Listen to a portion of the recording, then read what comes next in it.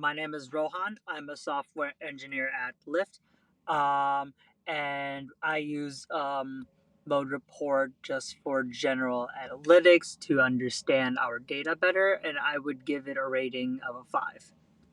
I use Mode Report at Lyft for different data purposes. It might be for visualizations to better understand our data sets and to be able to get better visibility into the data that we have to understand it at a higher level. It may be to be able to generate reports to be able to share with other stakeholders in order for us to be able to better inform them on the data that we do have, or it may be to even just do playground reporting, just like being able to like investigate data on an ad hoc basis to be able to figure out something on the fly. For all these different purposes, Mode Report has been very helpful.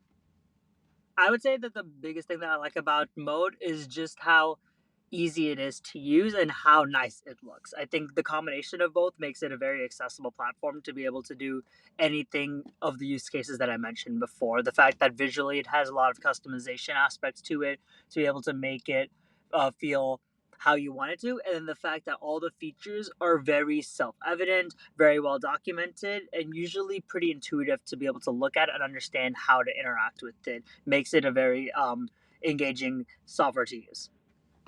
The two things that I suppose has the most room for growth with regards to Mode that I dislike at the moment is the use of the collections feature and the UI for being able to navigate different data sources. So for collections, being able to organize by maybe teams or purposes is an important feature that I think should definitely be there. But I think the way that I'm navigating it feels not as fluid and not as smooth as the other aspect of Mode. It feels very ad hoc search driven. Instead of being able to view the collections as a whole, I have to like explicitly find it, which only comes from having the pre knowledge that it exists.